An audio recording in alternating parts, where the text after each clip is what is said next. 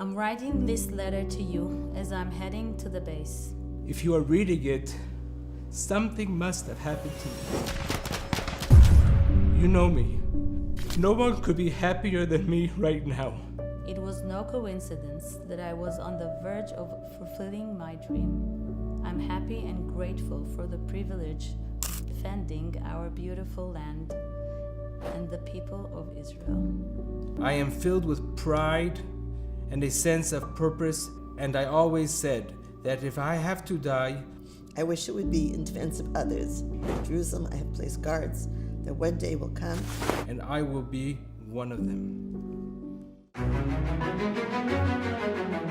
Welcome, everybody. This is Ordinary People with Extraordinary Stories. I'm Chana Weisberg, host of this podcast. I'm joined today by a special guest. His name is Tzvi Zussman. Tzvi, thank you so much for joining us. My pleasure. Tzvi is the father of Ben Zussman, who was one of the holy soldiers who was murdered in Gaza, defending our Holy Land so that the people of Israel, the people of our Holy Land, could live securely and in peace. Thank you so much for joining us. We really appreciate your time. Tzvi, can you tell us, first of all, a little about Ben? What was he like?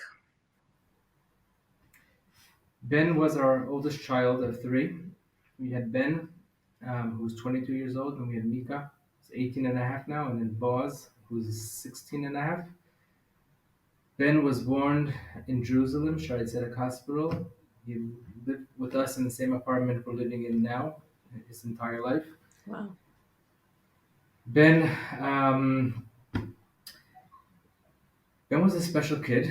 He was short and chubby for his childhood. He grew up to be not so tall, but a massive, strong man, and was in good shape. And someone with incredible courage, huge, a giant of a person, as we're going to talk about. Yeah. Totally. Ben went from kindergarten until the end of elementary school to a school called Keshet. Keshet is a school in Jerusalem where students are both come from backgrounds of secular and religious Orthodox.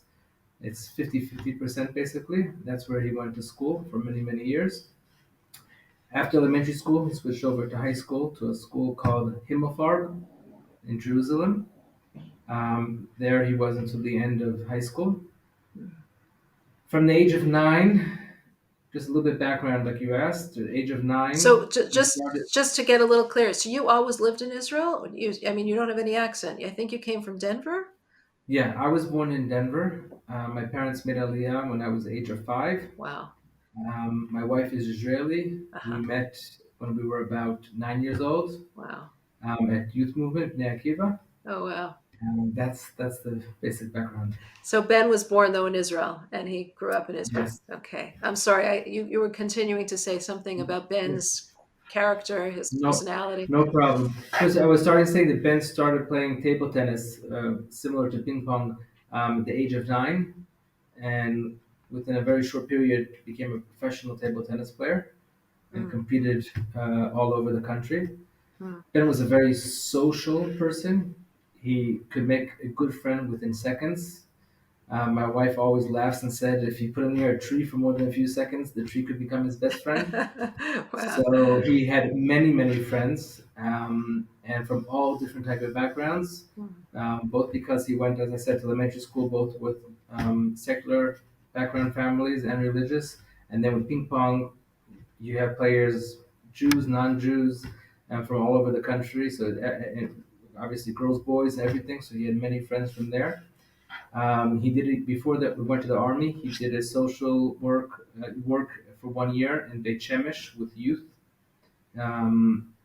and gathered many more friends there as well. And in the army service, besides being a very professional soldier, he gathered many, many good friends. How old was Ben when he was killed? When he was He was 22. He turned 22 October 19th. It worked out amazingly that during the period when this army was still getting organized before they went into Gaza, so he managed to come home for a nice dinner we had with him. Good steaks.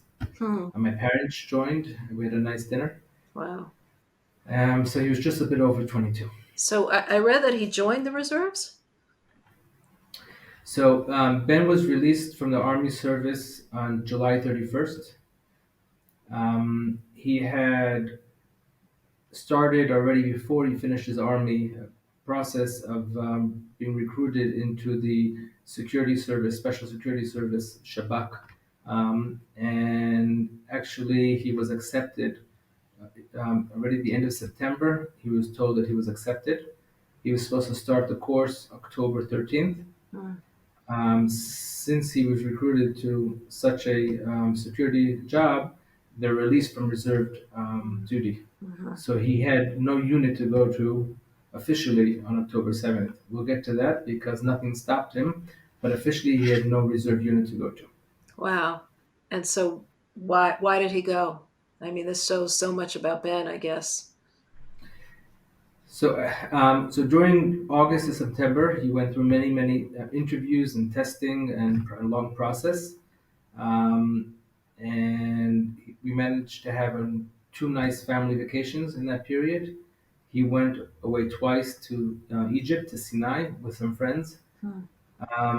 And then on Chol Hamoed Sukkot, which just a few days before he was supposed to start his course, he just Thursday evening, the night before Hoshana Rabbah, the night before Simchas Torah, he had a bunch of army friends from the very beginning, first period of the army, from the training part, and we were all caught in the surprise. Shabbos morning, October 7th, Simchas Torah.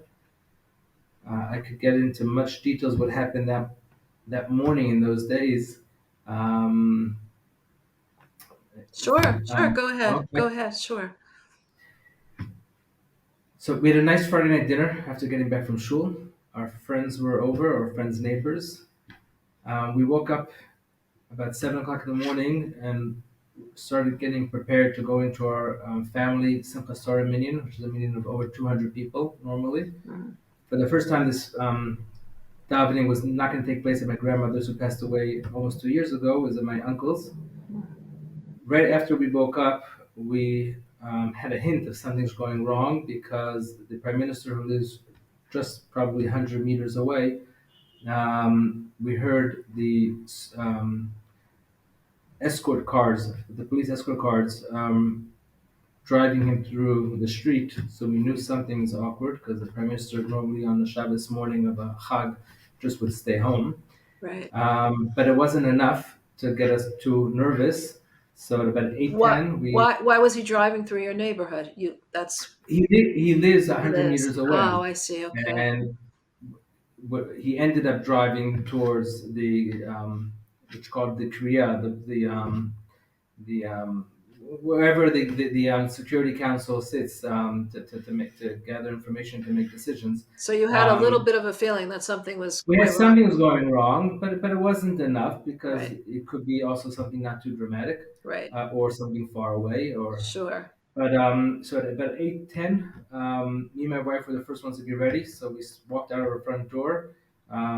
We hit the first two, three steps, and then the sirens started going off. That was already obviously a bad sign.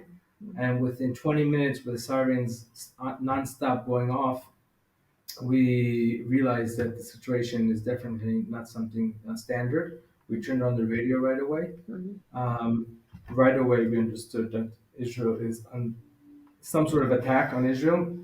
It wasn't clear yet what. We waited a little bit just to get a bit of information from the radio, and when things started to be more dramatic, we all turned on our phones. Um, my son, he knows Arabic fluently. He reads, speaks, writes. He he kind of taught everything on his own. He spent a lot of time and effort doing that. Which son? This is Ben or Ben, his this Ben? is Ben. This is Ben. Yeah. We immediately sorry, connected to Telegram, to Arabic speaking Telegram, and just from his face, we realized that he's seeing things that we can't imagine. At the same time, already on the radio, they were calling people to go give blood. So me and my wife told him, "Let's go and go give blood." he said, I don't think I'm going to join you because if I could go to the army, I don't want to be under blood pressure. Um, I told him, you have nowhere to go. You're not in reserve. You have no unit to go to. He said, I know, but I'm going to work on it. So me and my wife went to give blood. When we got to Mada, where they to give blood, there were over 1,000 probably people there already. Most of them were yeshiva boys from a yeshiva very nearby, Merkaz Harav. Everybody was obviously writing and communicating and realized that Shabbos is not an issue at all at this point. Of course. And about an hour later, I get a phone call from my son and saying, "Dad, I'm off." I said, "Where are Wow. you off to?" He said, "I managed to get information, and if I get up to my unit, who at that moment was up north in Golan Heights, there's somebody there who would accompany me to get the weapons and everything I need in order to join the fighting." I thought he was still wishful thinking for a 22-year-old boy who wants to go and defend his country, that it's not realistically that he can actually get into uniform. But a few hours later, he managed. It wasn't easy. He had to work hard, not according to the rules at the very beginning. But by the time Shabbos was out, he already had his vest, his helmet, his weapons, his gun, and everything, and was ready to go. Wow. Wow. I sometimes you learn more about the person after their life than during their life. Do you feel that? I mean, his letter that he wrote to you, that was all over, is just so incredible. Where he writes that he writes, "No one is happier than me right now." That if you're getting this letter, obviously something has happened, and but no one is happier than me right now. What did he mean by that? So, first of all, you asked a few questions within the sentence. So, um, there are things you learn about people after they die that you weren't aware of, but I would say 95% of what we heard after Ben was killed are things we knew. You Ben knew. and us had a great communication. We communicated very openly all the time. He was a good friend of ours, besides being our son. So we weren't surprised about anything. Um, the letter he actually wrote it on October 7th on the bus going up to his base. Oh, wow. Wow. At that time, things were very clear to him. As I said, he was on his phone, seeing things being streamed live, what's going on around Gaza. And that's why he was able to write such a meaningful, clear letter. We call it words, dvarim to us. That's how we refer to it. And what he wrote, he shared it with two friends of his, a girl and a boy. The version was a bit different because the version he sent to his boyfriend included also the chapter about if he would be captive. He did not share that with the girl, a friend of his that he sent it to. I assume not to get her too nervous. Just You just asked for those just for those who are listening, the what he said about being captured, that if he is captured or taken, into the territories, he does not want anybody no terrorists to be released, no one to be harmed on his behalf, and no campaign to be made in order to get his right. release. Wow. So Ben was talking about himself when he wrote that. It's very clear to me. He was not giving any message to the public, so we cannot reflect from what he wrote about himself about what's going on now. Of The course. campaign debates, Of course. very, No. very, It very it rough, um, oh, for sure. touchy, and issue. Maybe this is the time to say that we all pray that they all be released Absolutely. now as soon as possible. It's 100%. that should be very clearly said, I and just we're all felt it willing. took such sensitivity for him to be writing those words for himself personally. Oh, Of course, not sure. applying it to other people, but the fact that at that moment, he was saying, like, if something happens to me, I don't want anyone to anyone released on, anyone hurt or harmed in any way. That to be thinking that at that moment, that was quite. nothing I can add to what you're Right. saying. Why? It's I shiver when I read and when Yeah. I hear the words he wrote, all together, and especially about that. You asked before what he meant about no one could be happier than I.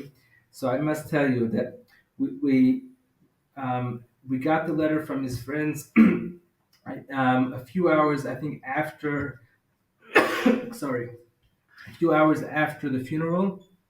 It's not clear. Maybe it was sent us before the funeral, but we actually put our focus onto it after the funeral.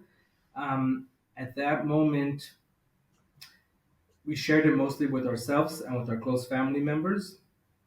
And then something happened after the Shiva that we released it out to the press. It wasn't really intended to be that way, but it kind of turned out to be that way. And we cut off a few sentences that he wrote personally to us. He wrote something personal to Sarita and myself, to my daughter Mika, to my son Boaz, Wow. and something to his friends personal. We cut that off. And we also cut off two images. Those images were a imagery of being shushu, quiet, quiet, because right after that sentence, no one is happier than I am now, was referring to him supposed to be starting in the special in the security services in the Shabak, and that's something he really was dreaming to do. Mm. So the letter was a little bit complicated because it tied in between the fact that if you're reading a letter, then it means something happened to me, but it was also referring to where he was at state at that moment. Because as far as he knew, 2 hours later he could have been killed. Mm. So on October 7th. Mm. So he was sharing with us, just reminding us how happy he was to what he accomplished by being recruited to the Shabak. Mm. So that's a little bit of a misunderstanding when you read the letter after we deleted those two images. That we thought he wouldn't want people to know that he's going to Shabak, but it's already out there and there's nothing to hide. So I'm filling in the small details. Hmm. So where he was going was to Shabak. Is that what you're saying? That he? Yes. Yeah. I see. And what would he be doing in Shabak? Like what But would? he was just released from the army, so it was the beginning. He had to go through a course, and then he was supposed to start. It's called in Hebrew Avtachat Shetach. It's securing Shabak workers who are already more years in duty who work in the Arab neighborhoods within in the territories. Right. Basically, that's what it's Right. So Ben was killed in while he was in Gaza, fighting to defend their people. right. So Ben, for the first seven, it took the army about I think 22 days from October 7th to October 27th before the army actually went into Gaza. After 17 days, when they were really close to going in, the paperwork for recruiting him as an official reserve soldier was not yet done. So he was basically a civilian, dressed and with all the weapons and everything he needed, but he wasn't officially a soldier. So they told him, listen, we have very little time, and if you don't have the paperwork in place, you can't come into Gaza with us. Mm. He told them, I think you guys have to take care of the paperwork because otherwise I'm going to be in Gaza and the paperwork won't be done. Mm. So the paperwork was solved within 24 hours. And I think it was October 27th. I might be mistaken. About then, it was a Shabbos night when the army actually went in. That was a horrifying Shabbos for us because we were aware of it. But after that, there was still great, I think almost a month and a week almost that we, over that period, he was released twice or once home. And we had amazing Shabbos with him. It was about 10 days before he was killed. He called me Friday morning, and that was right before Israel and Qatar and Hamas had an agreement for releasing hostages, and so the army was a little bit on a hold stage. He told me that I think I could get out for a few hours Friday night or Saturday night.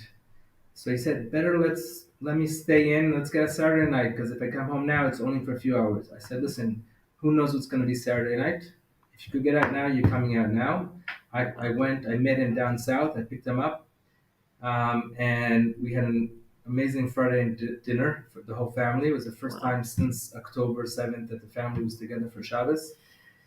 He had about 40 friends over, both friends from the neighborhood and friends from the army joined all together, and it was a really fascinating time.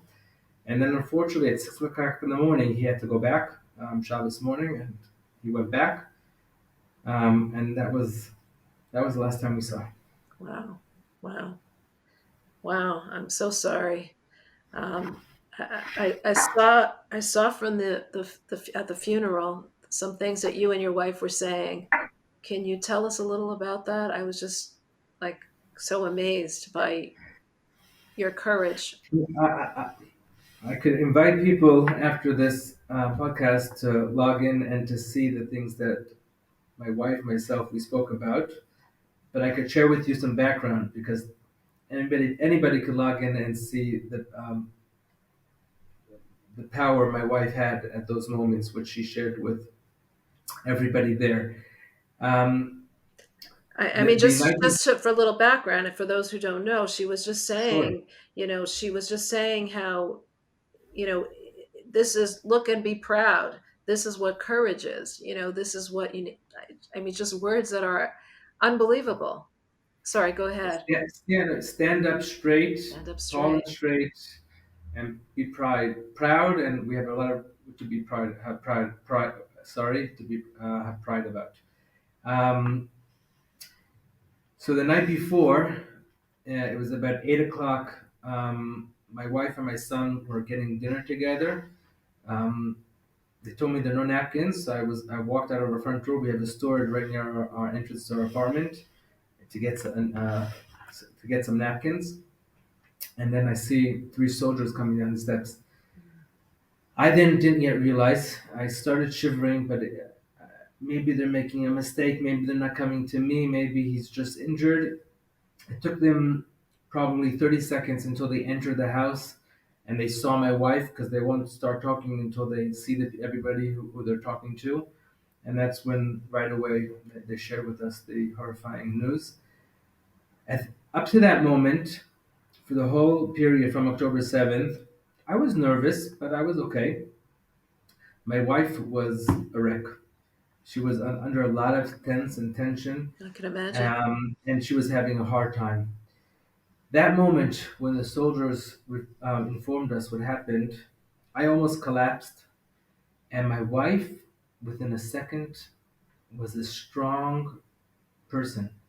Now I know her. I wasn't surprised totally, but this was much bigger than anything I ever saw. And that the next morning when we woke up and we were woke up. Not that we really slept much, but when we got out of bed, oh, that was such a terrible night. Um, we were working on our hispedim. She actually read her hisped to me that she was thinking to read to say out at the The hesped Levaya. means the eulogy that is read at the Yes. funeral. Hmm. Thank you. And I was telling her the minibus, which is with the army arranged to pick us up, is in about a half an hour. But I've been told that there are hundreds of people outside,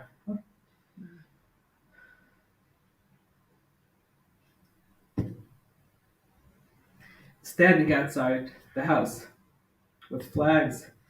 I asked her if she wants that. Maybe we should just go up and say hello to the people, thank them. She says, no, no, no, no, no, no, no way.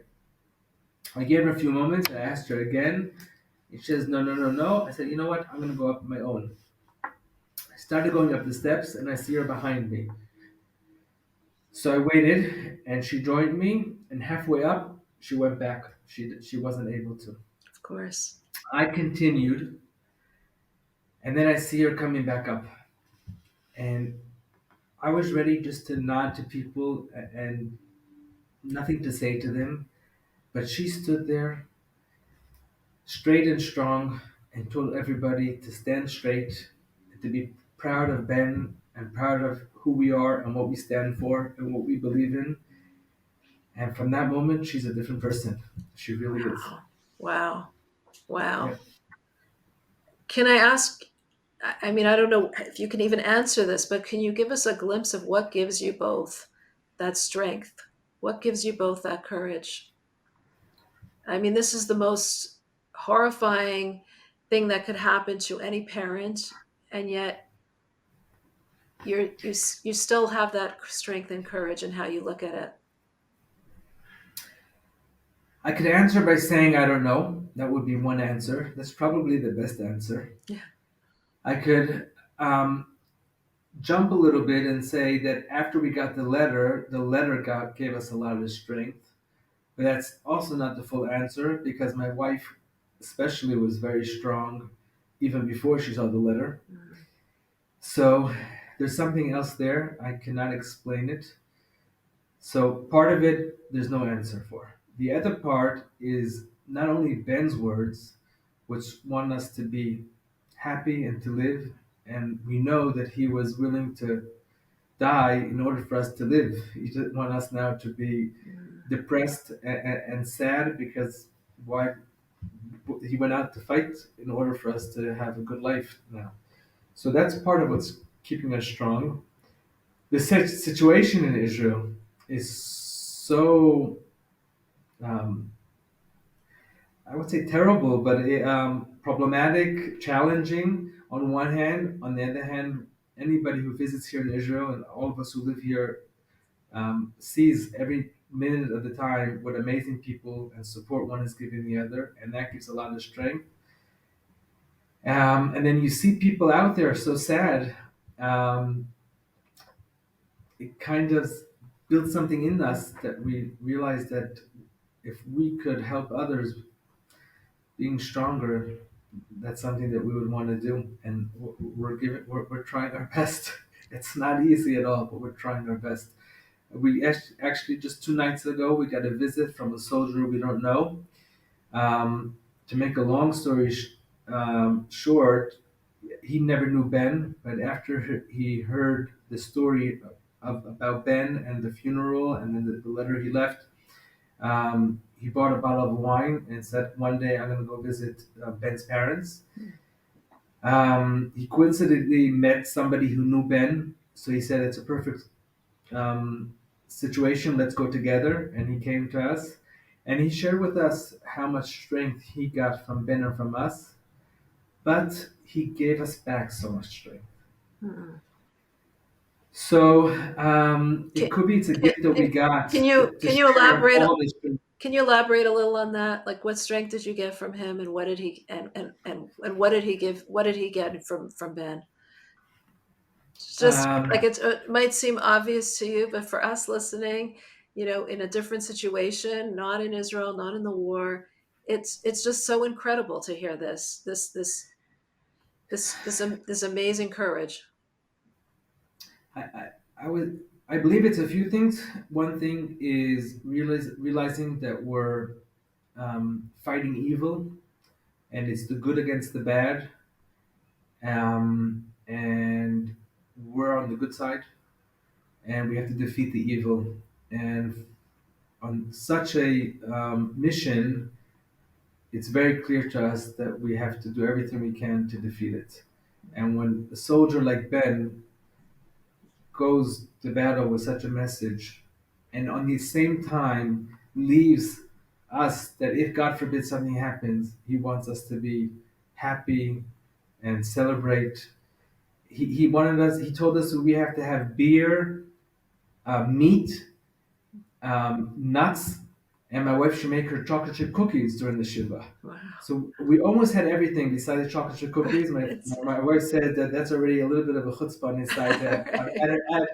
When she's saying shiva, to have her working in the kitchen making cookies.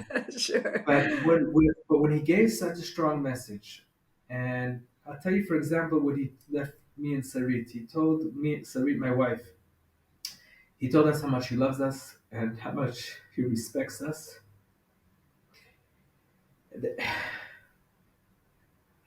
And then he wrote to us that unfortunately he won't be around. He won't be around to give us a hug. But he left both of us so we could hug each other. So messages like that from a 22-year-old leaves a lot of strength to us, and the same thing to anybody who reads the letter. And those same words that he wrote, when soldiers around the country read them, it gave them just a lot of strength and what to be proud of. So that soldier who felt what I'm trying to express now a little bit, felt that he had to come and give us a hug and express how much strength and how much it helped him and helps him every night with the missions he has to take care of. But when he sat with us, he he was so strong and looked into our eyes and gave us all what we needed to hear, that the Israeli IDF is strong and knows that it's going to be win the war, and they're out there to risk their lives in order to save our lives. And you know what? I guess you're all welcome to come to our living room and to see these soldiers, to meet his friends, to see the visitors who come and see what spirit is going on here, and that's the strength. Wow, wow. Yeah. I mean, you mentioned that before, like the strength of Am Yisrael, the Jewish people, how you see that now, and can you, I think this horrific situation has brought out like a little glimmer of hope in just seeing the beauty of the Jewish soul getting together and the unity of the people. Can you elaborate a little for those of us here in Chutz La'aretz, outside of Israel, a little bit about what you're seeing and what you have seen, especially after Ben's death? So immediately, I would say October 8th, when started to understand the scale of what happened October 7th and what we're going into, the amount of um, support, chesed, assistance that everybody was giving one each other was so big. Um, and you saw it if it was food be giving out to soldiers, equipment being donated to soldiers, people volunteering and helping out all the families who had to flee from their homes to hotels around the country, and helping with education and giving away clothing, and working in the fields because there weren't workers to work in the fields. The whole country was embraced into how to be helping one another. I, personally, for example, I was driving cars back from where the soldiers left them when they drove Shabbos morning to the base, and they took the wife's car, and she's left with no car. So me and others, just for as example, were driving to different places around the country, trying to find the keys that they left different places, and then taking the cars back. And there's just so many stories, or people who left their houses and their dogs in the house, and no one's in the house to take care of them. It goes on and on. Right. So, but very quickly, this sense of unity and support and love was much stronger within the army units. Those same people from families with different backgrounds, who up until Simchas Torah, as everyone knows, we were going through very difficult times with um, arguments and not agreeing on many issues. All of a sudden in the army, people were getting along very well, Right. and it reflected on all of us a tremendous amount. And if I could just share with you an interesting conversation we had just last night, um, three friends of Ben's, who came to sit with us, we haven't seen since Ben was killed, because they were in duty in Gaza, and they only were released now. And they were sharing with us how difficult it is for them, that as long as they were in Gaza fighting, everything looked so amazing and everybody was together and working out. The day they walked out of Gaza back to the cities, everybody's still arguing a bit, or even more than a bit, and it's depressing for them. So my wife and myself um, gave them a thought that instead of leaving Gaza, getting back home, and being depressed, why people in the cities aren't as united as they were in the army. Do everything you can to bring that unity from the bases to us, because that's where we need to be. That's beautiful. What a beautiful thought. That's really beautiful. What message would you think that Ben would want us to hear? Is that the message that he would want for us to hear now? Ben would first of all want us to win the war. And that would, I would, if I'm honest with myself. And just this morning, I had a long conversation with friends of ours, a couple who are close family members of the wife, are captive in Gaza now. And we're right now debating a lot, what's the right way to take on from now as far as releasing the captive and winning the war. So every topic is very, very sensitive right now. But if you ask me still what Ben's message would be is to defeat the evil. That would his main message. And the second message would be, I'm not sure unity. Obviously he would be happy, but he would just want us to be living, being happy, being Wow. good people. That's probably, not probably, that I know would be his message. That, And that's that, what's keep us going, because we know that if we start going down and being depressed, then it's that's not what Ben would have wanted to be. that's so beautiful. That's and it's just a message for everybody to take, because everyone, I mean, on an infinitely less degree, everyone has hardships in their life. But if we can just keep that message of being happy and just meeting it with happiness and just loving life, that's so beautiful. That's really a beautiful message. Svi, do you have any regrets?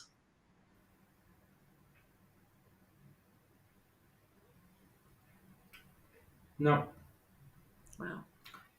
no.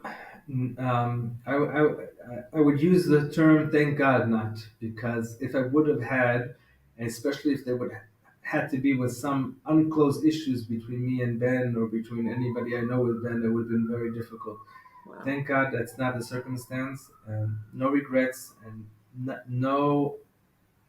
nothing open that wasn't resolved or discussed, and therefore we feel very full, I would say.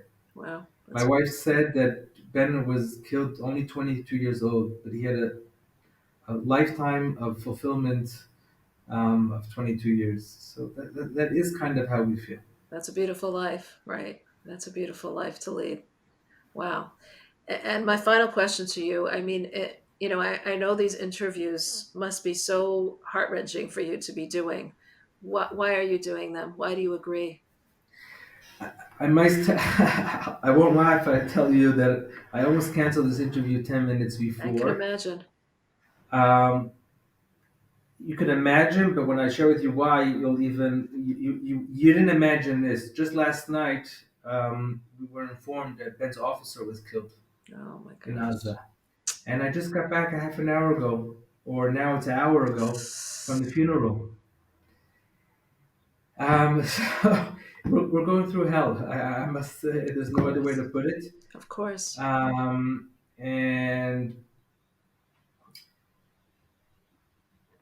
if not for the soldier who came over to us the other night and was expressing on one hand how much strength we're giving it, and on the other hand realizing that we're gaining strength back, I wouldn't have taken this interview.